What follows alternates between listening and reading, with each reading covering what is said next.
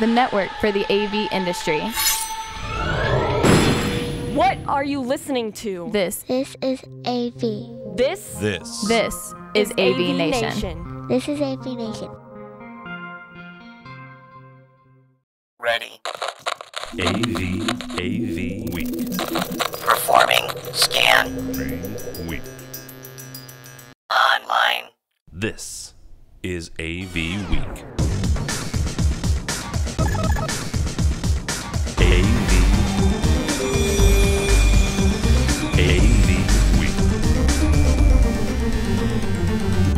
Is AV Week, your weekly wrap-up of audio-visual news and information. My name is Tim Albright. I am your host. With us this week is Mr. Paul Ziele. Paul is from AMX Harman. How are you, sir? Good. How are you? Doing well. Also with us is Tom Stimson. Tom is from, well, the Stimson Group. How are you, sir? I'm doing great. Also with us is Mr. Jeremy Caldera. Jeremy is from ZDI, just north of me in beautiful Bloomington, Normal, Illinois. How are you, sir? I'm good. How are you? Good, good. And last but not least, the left-hand side of my brain, Mr. George Tucker. How are you, sir? It's a distinct advantage that I am left-handed, then. Jeez, never mind. Before we get started, I actually had, I think I had both of you guys scheduled before this happened, but congratulations to Mr. Caldera and to Mr. Ziele for winning your own individual Infocomm Awards. Jeremy got the Young AV Professional, because he's probably the youngest guy on this call, and Paul got Instructor of the Year. So congratulations. It's been a long time since I qualified for anything young. Well, and that was the joke with George last year with the 40 under 40 from CI. So yeah. Oh, it was his last chance to get on something like that. I tried to This get in was pretty much my the last chance. yeah. What was it? The Adele Lifetime Achievement Award, but they didn't. They said he just wasn't quite. Not quite. Not quite. George was there with Edison when he, never mind. Bad joke. All right. Speaking of Infocom, let's see if I can bring this up here without crashing the entire system. Our beloved leader of Infocom, Mr. Dave Labuskes, took pen and paper, probably not so pen and paper, but sat down and wrote a blog this week. The final countdown to Infocom, just for the record, we're recording this on May 29th. 2 weeks from right now, there's a number of you who will be heading out and enjoying the education the first couple days before Infocom starts, which is actually June 17th is the start of the show. A few days beforehand, I know there's education going on. He starts talking about a couple of things. Talks about the education and this, that, and the other. Suggests that you download the app, but I would absolutely agree with that. George and I went to ISE this year in Amsterdam, and George, you can correct me if I'm wrong. I think both of us really, really enjoyed that app. It helped us out a lot. So, indeed. But something that he goes on to at the end of the article, he goes on to talk about people, quote unquote, directly soliciting Infocom attendees. And what he's talking about is there are other events that are going on in Orlando a few days before the show floor starts, right? So let's be specific here with this. Before the show floor opens, not before Infocom the event happens, right? Because Infocom has education, like we mentioned, and it's kind of akin to back in the 70s and the 80s. What was going on in business is every time that McDonald's would open up a restaurant, 90% of the time, a Burger King or another competing fast food restaurant would open, at the adjacent corner because, what the heck? There's a McDonald's there, so we'll do the same thing. And so there are some other events going on. I get it. It makes sense. It really hasn't been an issue up until apparently this year. And this year there's some interesting things going on. Apparently some folks are offering shuttle services from around the Orange County Convention Center. Now that's a little bit more hey, we know you're going to Infocom, why don't you come over here instead? So that's kind of a little odd.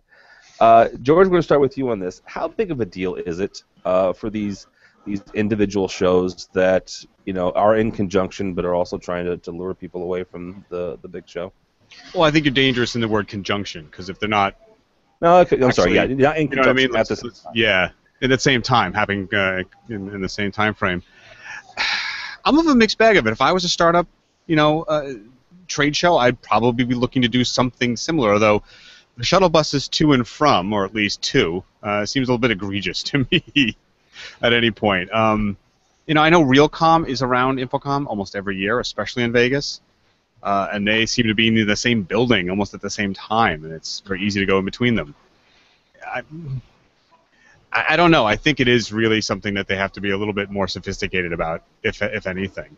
They're going to be there, but that seems a little over the top to me to do that. Yeah, absolutely. Paul, from your standpoint, as somebody who's teaching at some of these events, you know, is there anything that what can Infocom do to not stop this, but maybe, you know, curtail it a little bit? I don't know if there's anything they can do. I mean, they can talk out about members and schedule events. I know there have been things that have happened around Infocom that have been, you know, an issue for me that I would have liked to attend them, but there are Infocom things going on, and I have obligations to that. So, and it's not just trade shows or loosely affiliated trade shows. So, for instance, the Dante Group meets on the Tuesday before Infocom at the Rosen Plaza next door, and have always done that. Done at the hotel adjacent to the convention center because their people are in town. Tamberg used to have their dealer meetings immediately before Infocom, so people would come in early since they were traveling anyway. So there's a lot of that sort of thing. Setting up another show floor is a little odd. I think UBTech has some level. I don't know. Does UBTech have an association with Infocom at some point? I know we're exhibiting there, and I know Extron's exhibiting there. So maybe they're not affiliated with Infocom. They used to. Like years ago, it used to be called, was it Educause or Educom? Back when I was a tech manager, it was something that I would do. I would go to. It was almost like a 2-for-1 ticket deal, right? Where the education side of me would go to those conventions and go to those sessions, and then you also had the trade show floor. I don't believe there's not an affiliation anymore. And there's also the IMCIA, which does seem to be associated with Infocom because they were able to comp me. Infocom was able to comp me into the IMCIA education tracks. So they must have some affiliation that's going on with that meeting in Infocom at the same time. So, but I haven't seen anybody offering me free rides anyplace yet. But want a ride? Yeah, don't take it. Don't take it. Jeremy, Paul made mention of attendees. What can attendees do? I mean, is it one of these things where, you know what, you're in Orlando, you know, you might as well see as much as you can, or hey, I'm a member of Infocom. This is where I want to support.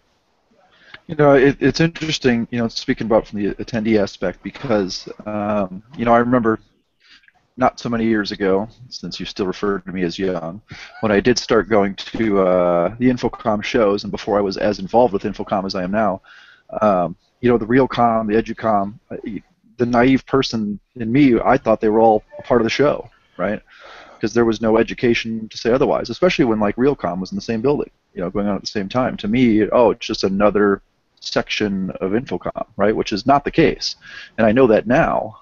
So from an attendee standpoint, that's kind of complex because, you know, there could be that confusion there, and it gets really dangerous, I think, when you start talking about people providing free shuttles and whatnot, you know, because some people just won't know the difference, you know, they really won't. Well, Tom, from that standpoint, what can Infocom do for the education standpoint then?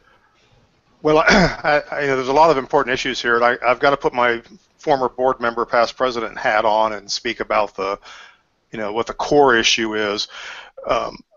To your question, Infocom has to do a good job of being attractive and keeping people at the convention center, and they do a lot of things to do that. They've got good marketing programs, education, blah, blah, blah, blah. They want to keep us there because the revenue stream here are exhibitors.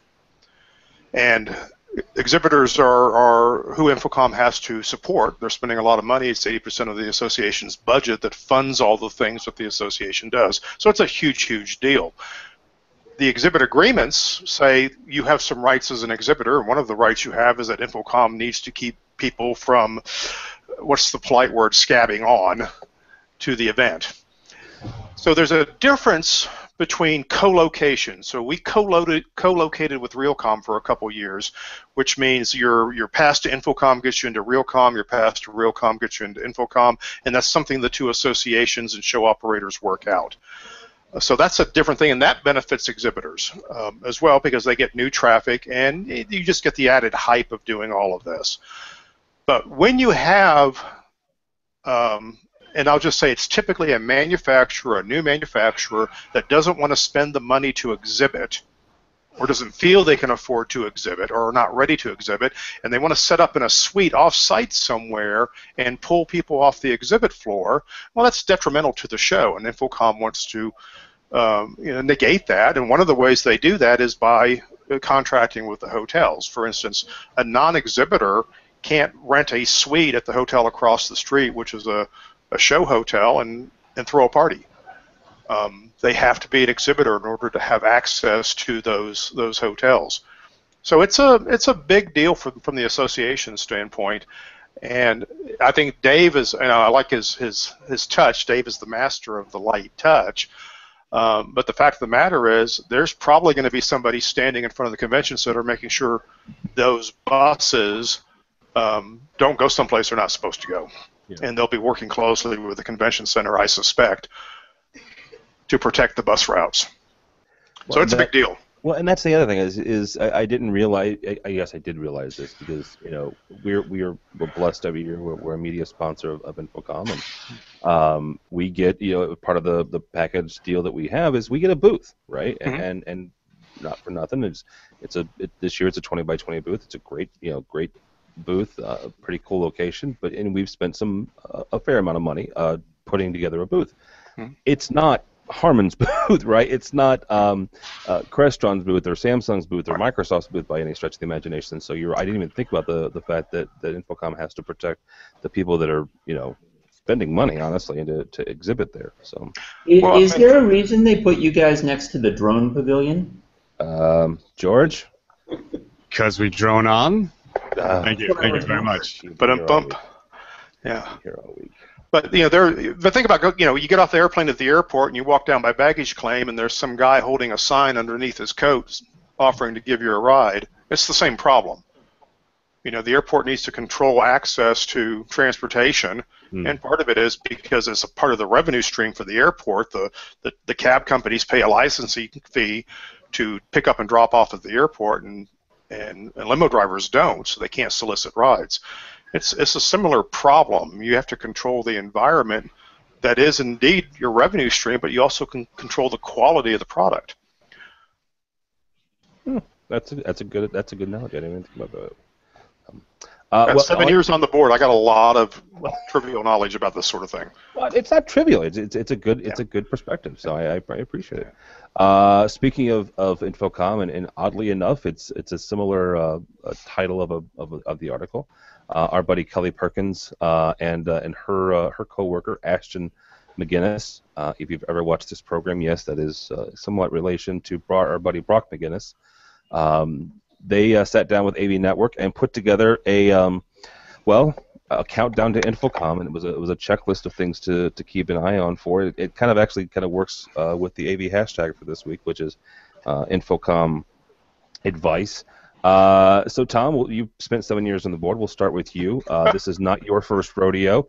So if you're talking to either, I don't know, a first-time attendee or somebody who's been there for one or two times, what is your Infocom advice?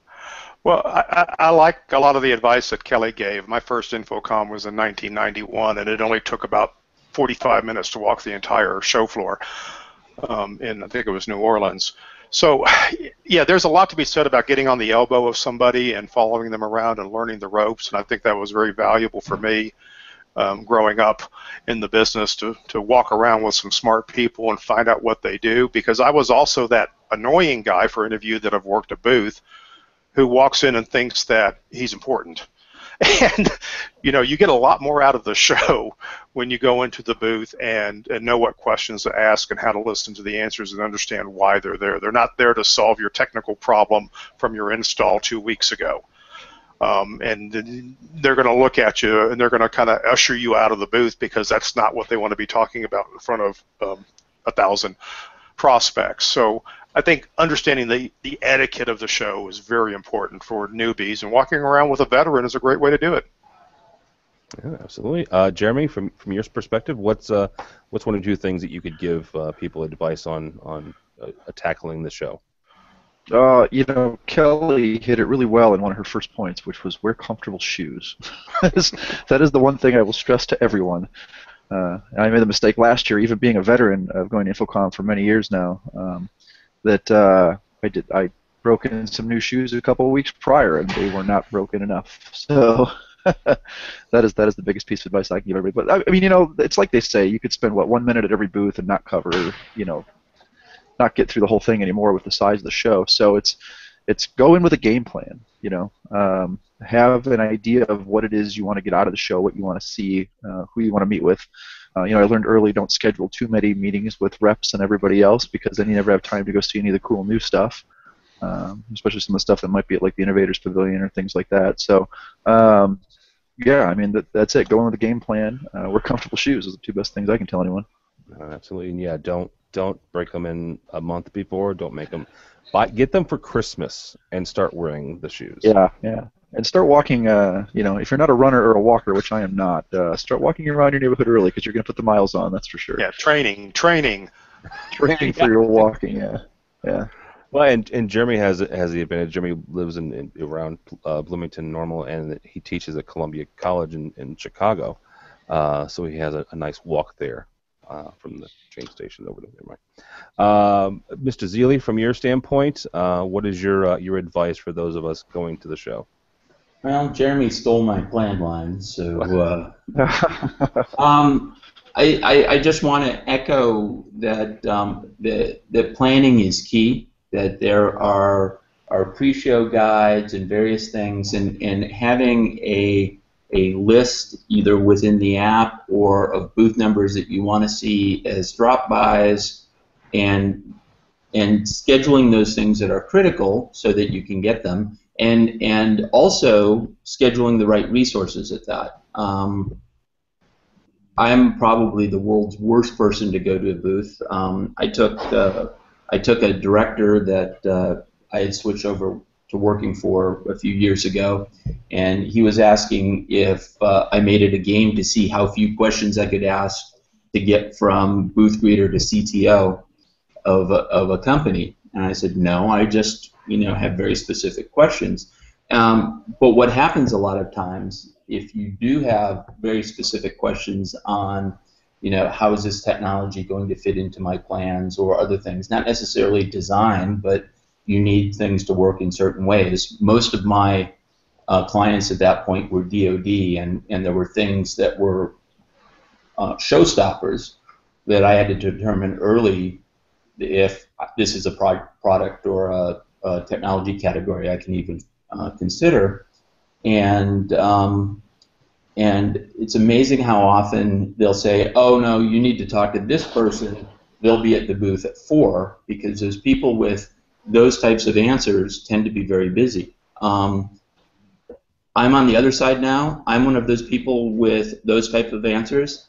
I have maybe 4 to 5 booth hours in this show that I'm going to be there, that I'm not scheduled to do something else. So if somebody needs to talk to me about the particular areas of my expertise, then they're much better off scheduling me than having to circle the Harman booth 30 times to see if I happen to drop in between meetings. So what exactly are those times that you are available, Mr. Ziele? Oh, those are highly classified. I would tell you, Tim. Oh, I appreciate. I just won't say it in front of other people. Okay. There's nobody watching. You can tell. I tell mom. Yeah, I would tell anybody on this call, just not the general public. Okay, I got you. I would be remiss if I didn't at least ask. So, All right, Mr. Tucker, you are the last word on this. What is your advice Hydrate. for newbies? Hydrate. Okay. Hydrate, hydrate, hydrate. All the guys have said all the other stuff that's absolutely salient. And know that when you're in the booth, especially high traffic booths like AMX, like Crestron, like the rest, they're not going to have all the answers right there. When you talk to the guy showing off the gear, they've been looking at that gear, they've been training for that. You have a specific question, there's usually a booth. Go find your your sales rep, man, because they're going to have the answer. All too often when I used to do it on the other side for a manufacturer, it was, so what do you know about this? And what do you know about this? And what do you know about this? And you're like, all right, well, there's 10 people behind you who want to hear about what I have behind me. So you got to move along. I hate to be rude about that, but that's really a necessity. Understand who does what at the show. Now, when you say hydrate, what do you mean hydrate by with what? Because you can interpret that different ways, you know. So. Well, no, everything else that you could probably get your hands on are I can't think of the right word at the moment. They are water removing. Dehydrators? Yeah, no. Yeah, I guess those would be dehydrated. Something like that. They don't dehydrate. That's later. Your libation of choice comes later. I'm too well known for drinking beers, so I'm not going to bring that up. Thanks. Beers, and I was with George a couple weeks ago in New York. He was drinking a Hendrix gin. So that is true. It is summer. Gin is in. And George, I will say one of the reasons they don't try to make me spend more time in the booth is because they think I'm unable to make people move along. And my head of marketing said, Paul, your answers have too many words. This way to the egress. I said, if they would ask the right questions, I wouldn't need so many words. Well, you know the old Barnum when he had the Museum of Oddities in the 1800s. There was a big sign near the back of it that said "This way to the egress." Mm-hmm. Most people didn't know what egress meant, and he sent them out. It's the plan. This way to the egress, people. All right. Next up, this comes to us from our buddies over at CE Pro. So they've got this list. It is the CE Pro Top 100 report. In it, they outline a couple of things, and we're going to tackle this a couple different ways. First of all, it's CE Pro, so you're talking more about custom installation companies. And the report says that in 2014, so it's a kind of a recap of 2014, the custom install industry, the top 100 highest earning custom install companies earned $1.8 billion with a B number, $1.8 billion. Now that's up from $1.74 billion in 2013.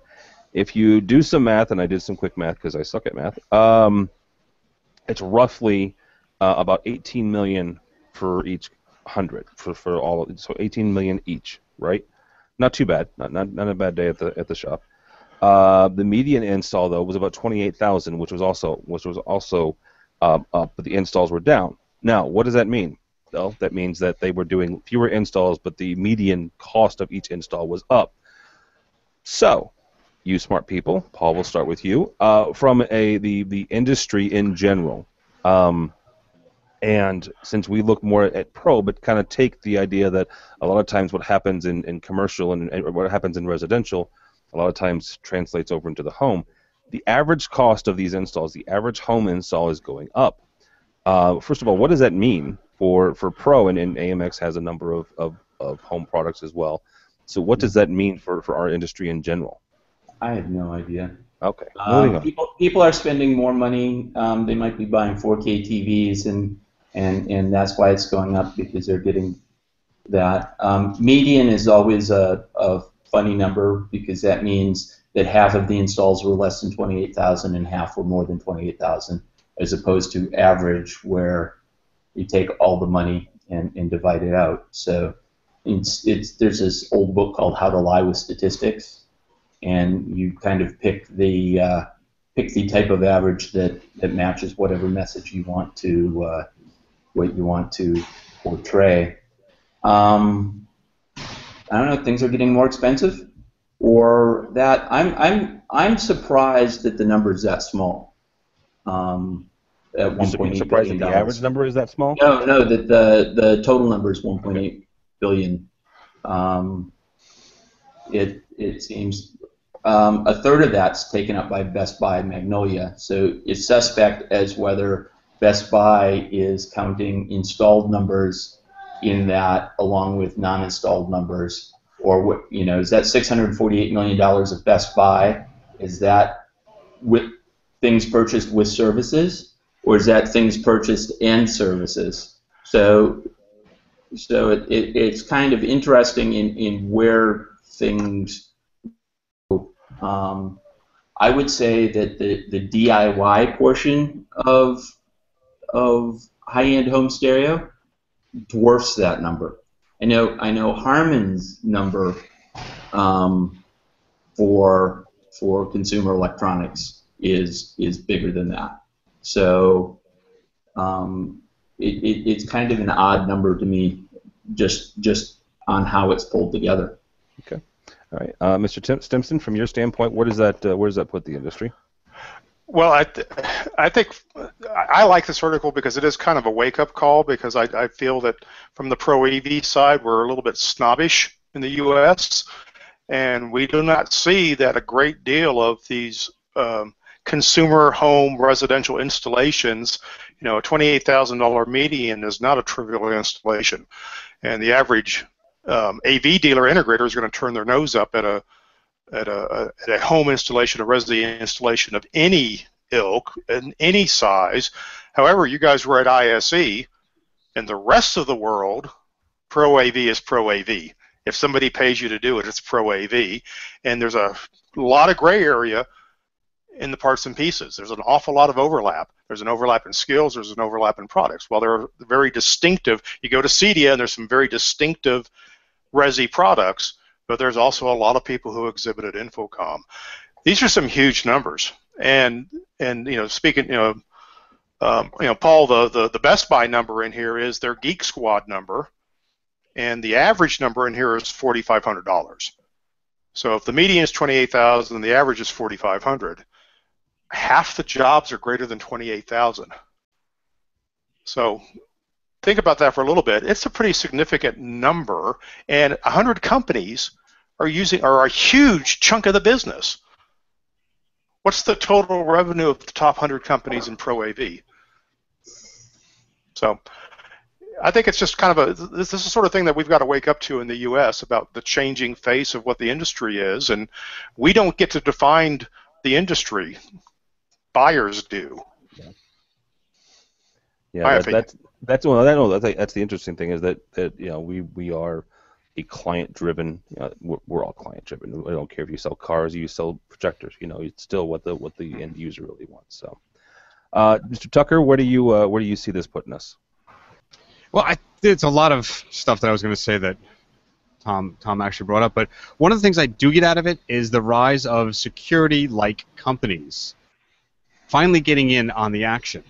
It is my thought was, in the years past, a lot of security installers were very, very PO'd at installers of AV because they were losing keypad sales and service sales because they weren't needed if you put in the touch panels or the little panels and keypads we had. Well, who's laughing now? They're actually saying that a large portion of their sales are going from security to full automation. I find it a very interesting fact. Does it really mean it's going to take a large chunk yet? I don't know, but all right. Jeremy, from a Pro AV and an installer and integrator standpoint, how do guys like you get involved, or should you get involved? I don't know. I mean, I guess we should. It all depends on what the strategy of each company is. I see a lot of these residential type places, like like he was saying about security companies. They're coming up and doing a lot more of the stuff. I see them getting it more and more into the Pro AV market. So, why they're doing that, I don't necessarily know. To some respect, I don't know if that's, a huge trend nationwide. At least I've seen a little bit of it in Illinois, where we're starting to see more and more of those low voltage and security guys who are doing those high dollar numbers with the home stuff, wanting to get into pro side. And I don't know if that's dangerous or how that's going to affect us in the long term, but there's a whole bunch of different ways to look at it, I guess. I have one thing to add to that, and it's the backbone infrastructure that these companies and their providers, whether it's AT&T Uverse or Verizon, are offering in support of that equipment. That's a big game changer to me, that they have an infrastructure, whether it's in the cloud or within an existing framework of your home, that they can sell off of. That's yeah, where I mean, see. they've got those relationships, right? And they've had those relationships for a lot longer. That's why I think the tide's kind of turning in that respect. So, from a pro AV standpoint, do we have to get on board with some of that? Do we have to start moving some of our business that direction? Or at least with that idea, not necessarily to that direction, but. Well, on that vein, let's bring in our next story, which is about a new I guess it's a new operating system. Is that the best way to put this, George? Brillo. No, not the Brillo operating system for your home has come to us by way of Gizmodo. At Google I/O this week, Google announced their newest, latest, greatest thing. It's a lightweight operating system. You can put it on something as far down as 32 megabytes of RAM. It's pretty much all it needs. It'll run better on 64. It's based off of Android. This has been around since about February. Google has an archive that they let you kind of look in on. It's their code repository, and so that's why people have said that this has been around since about February. But here's what it is. It's your new operating system for your home, or at least Google hopes it is.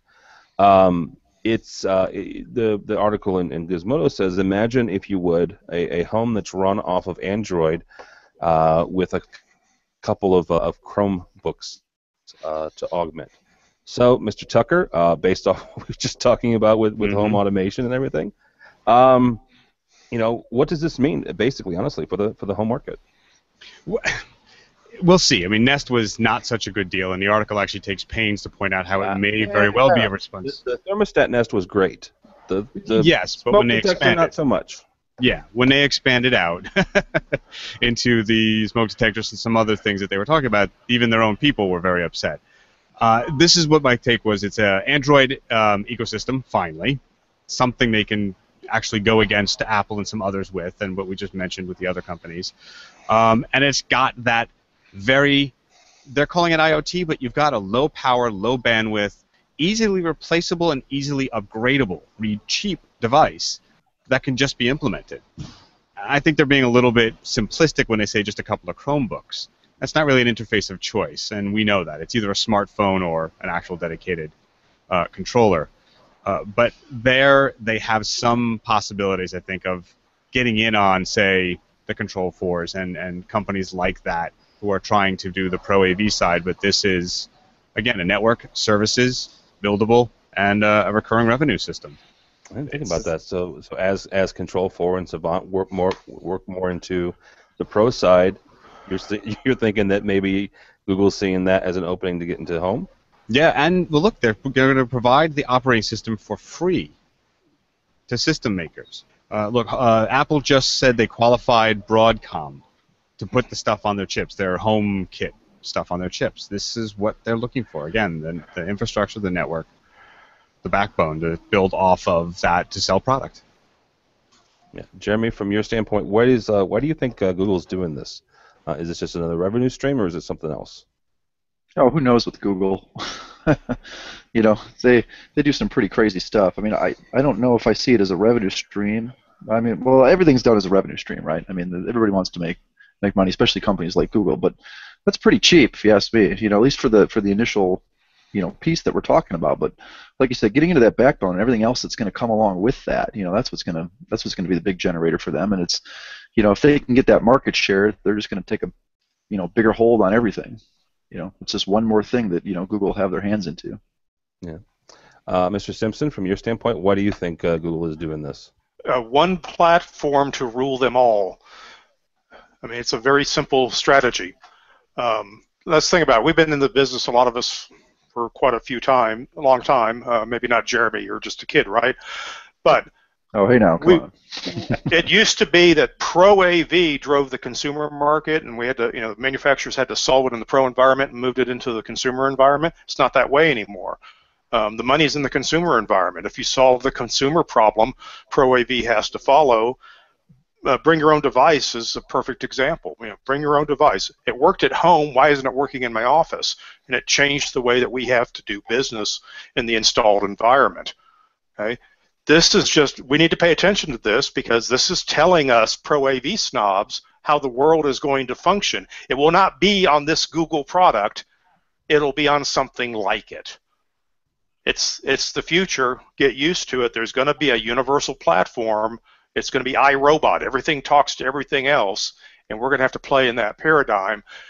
You know, heads up. I said again, heads up. This is what the future looks like. Let go of some of your past. Okay, so and when Google gets a hold of that, I was going to say, when Google gets a hold of something like that, it seems like it speeds the process that you're talking about, right?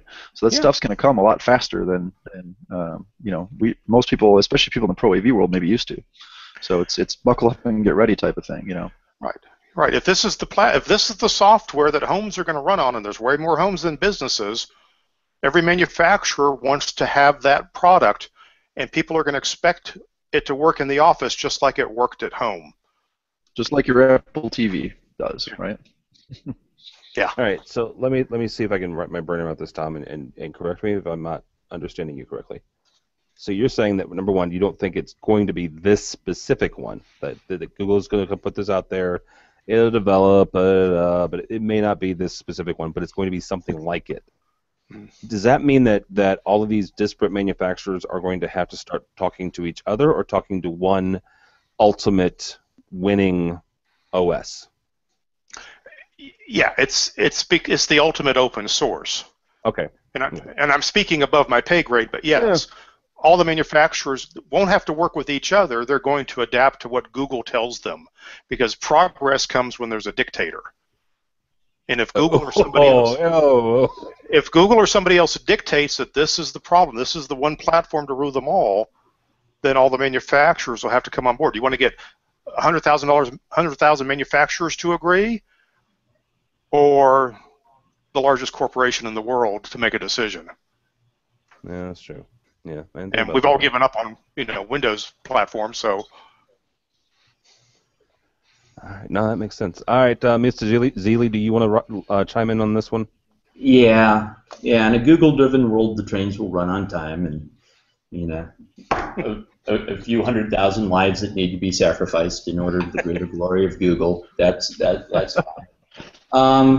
So get ready for this hangout to suddenly and mysteriously end, because at some point Google's reasoning for things is not to provide an operating system or a software. It's to gain access to all of your information so that they can appropriately sell that to people and place ads in front of you.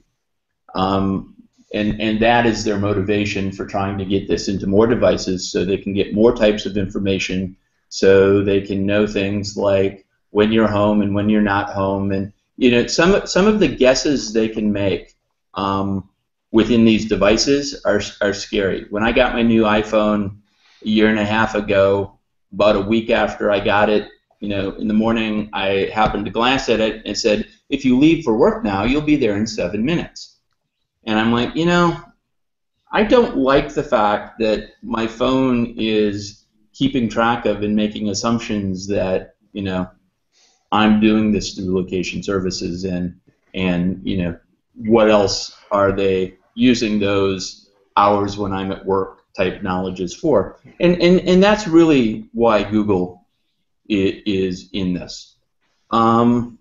Whether or not Android is the right type of platform for this, as opposed to a more generic, more free-form Linux, who knows? It really depends on the development tools that they end up offering to the manufacturers. We have had our struggles with using Android within products, because there are things that aren't designed into Android. For instance, the concept of wired Ethernet, and various things. There are good things where the applications run in separate shells and are completely standalone, and therefore you can compartmentalize. You don't have the Windows issues of DLLs and shared libraries and things. So there are good and bad to any operating system. I would say that this probably, to not guide your agenda, fits in very well with the concept of your $9 PC story, where there is a glut of low-power computing. You know, Raspberry Pi just dropped its price from $35 to $25. Yep. You know, there's this $9 PC come out. There's a lot of low-power embeddable processing that you can put brains into things where you might have used a microcontroller before to use the equivalent of Arduino, where you are now in that price point, which was very specific, not general purpose, and you had to write things like Ethernet drivers and everything else for it, to a more generalized operating system that takes care of all that interface housekeeping for you. Ultimately, what will happen and goes within this industry is, you know, it's a VHS beta DisplayPort HDMI type of thing, where there will be a lot of pseudo standards, and ultimately a de facto standard will emerge. It's not, these standards are not coming down anymore where the ITU and IEEE spend huge amounts of time. They're a manufacturer or a manufacturer group, you know, the AVB Alliance, CHD-based Alliance, whatever the Dante people call themselves, who are putting together something slightly short of collusion in order to drive an interoperability standard. And it's been going on throughout technology. You look at something like the Adobe PDF, you know, came out, went to the top of the market, they held the intellectual property, you paid a lot of money for your PDF writer, and at some points you even paid for the PDF readers, and you know, that became a de facto standard. And it's going to be the same way with this automation stuff, and you know, there's going to be a couple of different layers of standards. There's going to be a, how do they communicate with each other? Most people don't want to dig up their walls and put Ethernet in, so there'll be some sort of wireless, and you know, whether that's going to be a Wi-Fi or a Zigbee or a power line or something else will move forward. And then there will be the, how are they hubbed together, that has to deal with it, because you don't necessarily want all these things exposed to the world, and then what's that interface that goes out to the world? And there's going to be a huge amount of upheaval and opportunity, and I think there will be, you know, fortunes made and lost here in the next 2 or 3 years while the market figures this out. And Google is throwing its hat in the ring as one of the players who wants to see if they can. It's scratching lottery tickets at some point. Go ahead, Tom. Well, it is, but it's who can envision the most likely future. That's who wins. So they are throwing their hat in the ring, and you're not paranoid. They are spying on you, right? Well, I didn't think I was paranoid. I just didn't want to say it on Google Hangouts because they'll hang us up. But the fact is, this doesn't have to work. It just has to get attention, and the idea has to work. Who knows how all of these things are going to talk to each other? I won't pretend to understand any of that. I just know that this helps me picture a world where I don't have to deal with AT&T to have home security, because those guys are spying on me, right? So, you know, one platform, you know, that has some appeal, and all of a sudden I'm going to embrace a little bit more this world, and if they'll drop the Android lexicon, I'll pay a lot more attention as I watch it from my Apple device. You know, I have a thought listening to Paul, and what I'm seeing possibly is not an end of all things, but maybe there is a standard common backbone, but it becomes a product inside of the devices that hang off of that network, and that's where your specialization and your feature-rich items come from. Not everybody's going to be able to afford the one widget box that hangs off that network wirelessly to do X, Y, and Z, but some can do a version of it, but not the full-blown. Therein may be our future, where I know lots of manufacturers are already looking into that. Don't worry about the infrastructure code for a distributed or centralized processor. We hang the boxes off and people put our stuff in theirs or vice versa. Yeah. We are getting there. Yeah, and standards are a twin-edged sword because standards help you sell the product and break into the market, but standards also lower the stickiness of the consumer being locked into your product set.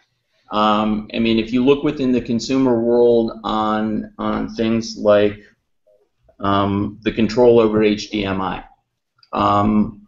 it's a standard within HDMI, but the only common controls are power and mute, pretty much. And other than that, you're kind of at the mercy of each manufacturer defining what their channels are. It's kind of like the IR remotes. Would it have ever been a problem for all the TV manufacturers to get together and say, hey, we're going to use the same IR codes so anybody can use any remote? But they didn't. So I have all the LG TVs, so I can go from room to room and not have to worry about the fact I lost a remote or just use the remote in my pocket. So it's going to be an interesting dynamic here where at one point you're going to want to standardize enough to get those consumers, but you also have to hold on to the stickiness. All right, hang on to that because this actually goes really nicely into our last story here from Commercial Integrator. Important GSA changes may impact security integrators. Actually, it may impact all of y'all just because of some other stuff that they're doing. So there's a lot of acronyms here. I'm going to spell these out. The GSA, the General Services Administration, sent out an RFI for feedback on changes to ICAM. If you don't know what that means, Identity, Credentials, and Access Management.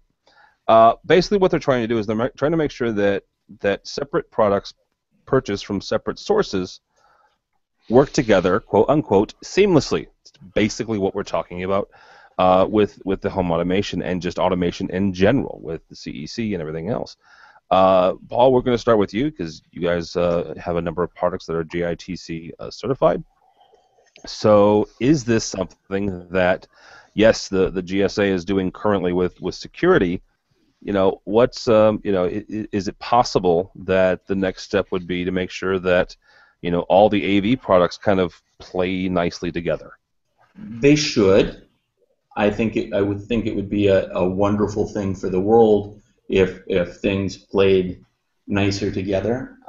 That's actually what JITC is really for. It's for interoperability and was initially to make sure that all the different DoD phone systems at different bases played together nicely so that they didn't have to worry about there's going to be some sort of weird interface that happens when I call from one base to another because you've got an Avaya system and you have a AT&T system, so everything's going to go together. And then it moved into video conferencing and now very lightly within AV they have the video distribution, and I only say very lightly within AV because that was primarily written for streaming video, and there are some small annexes to it that the people in the AV industry have been able to get some foothold in.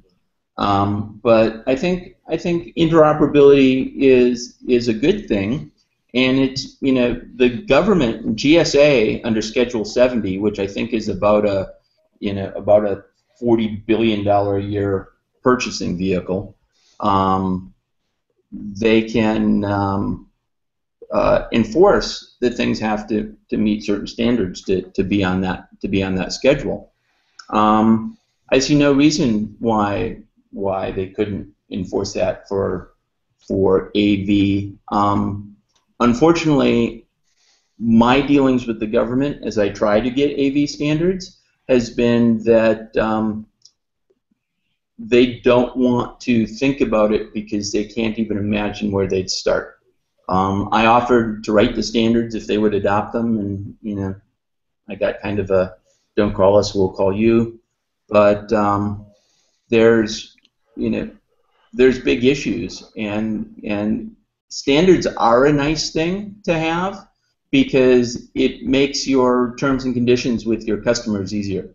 So if I have to justify everything within my design and the way it works based on the I said so versus being able to say I met IEEE, blah, blah, blah, blah standard. If you don't like that standard, that's a place to negotiate from. But for the most part, people will assume that somebody actually thought about the standard and worked through. So I'm very much for standards and regulations because it levels the playing field for those integrators with integrity who are going to do it the right way anyway, and protects the consumer, who in this case is the government. Well, Tom, is it to Paul's point? Is this how we get interoperability? Is to get something like Schedule 70 behind it and say, okay, you know what? As the government, let's make this happen. Well, and I don't know enough about whether or not this particular thing is misguided or not. If that interoperability, it's a great mandate, but does it exist? And if it does, then great. Sure, the government can get behind it, and that can drive change. It takes a big user to get the industry to start focusing on what really matters. And as a taxpayer, I'm going, well, this sounds really good because it sounds like we could buy things a hell of a lot smarter, and quit wasting so much money, because I've seen some of the most illogical projects in my experience coming out of GSA specs. So this might be a really good thing, and it might make it better for the dealers that sell GSA, particularly on box sales, to have a better playing field. So, but again, is this the right way to get the industry to do things smartly? I don't know. Okay, well, Jeremy, let's try to answer Tom's question. What's the best way to get the industry to do things smartly? Oh, well, I mean, you're talking about the government, so how much intelligence is going to be there when it comes to purchasing things smartly, right? I mean, like he said, we've all seen these specs where they're just completely crazy. They do some of the weirdest things. So, I don't know, anything that's going to say, let's standardize, let's do interoperability, I'm with everyone else. I agree with all them. If we do it, it's just going to be a benefit all around for everybody. And if the government's going to do it and they're such a large consumer of all this stuff, I think it's going to push that need downstream to the rest of us, which is a good thing. So. All right, Mr. Tucker, let's see, you have the last word on this one. Where do we like this or not? Well, as was mentioned by Paul earlier, a twin-edged sword. For the government, for such usage where they're buying a lot of product for a lot of facilities, interoperability, easy for me to say, is essential. As we discussed before about it being maybe just a AMX on the inside kind of box that hangs off of an open standard, that's great, but I do have the fear that it will diminish innovation. Once you have a set place, a set network in, and it's making lots of money and it's everywhere, it's ubiquitous, what's the urge to make something new and better? You can do it with your individual device, but if our benevolent overlords say no, then where do you go? And that's part of what they're going after Google for and Microsoft for years with their operating system and their sort of ways of integrating, say, Word or Internet Explorer into the operating system. You couldn't remove it, right? There was sort of stifling what one could get and how one could improve how they did their web browsing. Yeah, but even okay, so even in that same vein, because it was like late 90s, early 2000s where they started going after Microsoft for that. You had the rise of Google. You had the rise of Firefox and Chrome, and you had innovation even in that environment. So there's always going to be a place for innovation, regardless of who's at the top of the chain. So true enough, but again, that sea change takes much longer. Oh, yeah, absolutely. Maybe that's a benefit to an industry and to an economy, or maybe not. Well, it's a benefit for stability, right? It's not a benefit for quickly moving innovation. All right, gentlemen, thank you so much for joining us. That gentleman right there is actually we'll end with George, because George always reminds me of what shows we have coming up that I forgot. Mr. Jeremy Caldera from ZDI, thank you, sir. You're welcome. Glad to be here. Congratulations for the Young AV Award that you'll be getting at the week of Infocom. Thank you again. I look forward to seeing you at the show. Absolutely. Where can people find you or find ZDI? ZDIinc.net would be our website, and then my Twitter is @Jeremy_Caldera. All right, thank you, sir. Also with us is my buddy Mr. Paul Ziele from AMX by Harman, another award winner. This one for training. So thank you, sir. Thank you. AMX.com. If you go to Infocom Show, you can filter on me. I've got somewhere around 38 hours worth of Infocom training I'm doing this year. A lot of them are sold out, especially the more advanced classes are sold out. But I think there are a few seats, and they were talking about moving the advanced classes to a bigger room to accommodate more people. So because you're a rock star, so they may be opening up. Because the industry is hungry for education that doesn't say, it's nice. Imagine you could push video across a network. And I don't start at that level. I have a assumption that if people are looking up to come to one of my classes, that that's not what they're looking for, or else they're in the wrong place and leave in about the first 15 minutes anyway. Well, Paul, I'll say that as someone who's taken one of your classes, you are a great instructor, and I've learned a lot from that. So there's something to be said about that. So yeah. Thank you. All right. I'm all right, Mr. Tom Stimpson from the Stimson Group. Thank you, sir. Thank you. It's been my pleasure. You can find me at trstimson.com.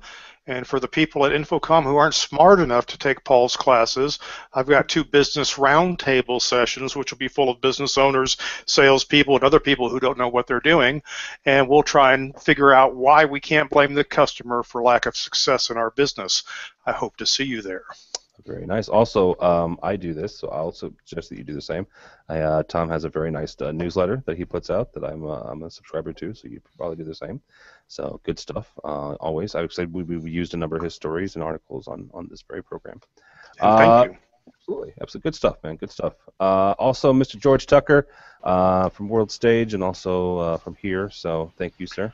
Thank you. It's been good to be on with these guys. I've had a lot of fun listening. Yeah. Folks can find me at Tucker2s on almost any social platform out there. Commercial Integrator and a few other magazines. So, yeah. All right. I'm going to say some things, and George is going to correct me when I get them wrong. Don't follow me. Maybe follow me once. I don't know. Right now, what am I yakking about today? The Bears still. So, but go by the website if you would, please, avnation.tv, avnation.tv. You will find this program and a host of others. We have a brand new Live Life that came down the pipe, a new EdTech, a new State of Control, very interesting State of Control. Not the other ones aren't, but we had the heads of training for both AMX and Crestron talking about certification and programming training. It was a very, very good show. Yeah, check that out if you would. We've got a lot of stuff coming up online for Infocom. The guys are working on a brand new website. We have a number of programs happening. We have our 200th episode of AVWeek, which will be happening live on the show floor from 2 to 4 during our booth. At our booth at 6667 is our booth, so come by, say hi. Register for a pair of Bluetooth Momentum Sennheiser headphones. And we have a AV crosstalk coming down the pipe at Infocom. I'm going to say some names that are controversial and thought-provoking. We have one Mr. Mark Coxon versus one Mr.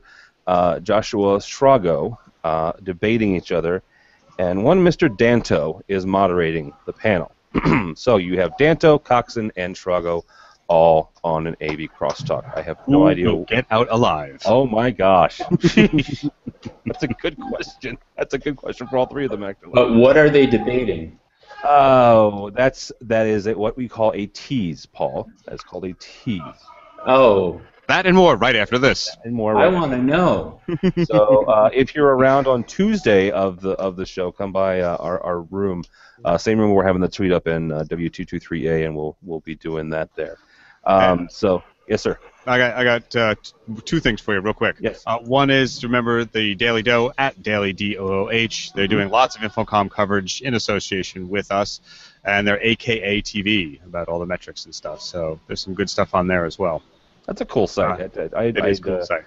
Yeah, I was turned on to it by Adrian, and Adrian's the guy that runs Daily Do. And what was it, last year around this time around Infocom?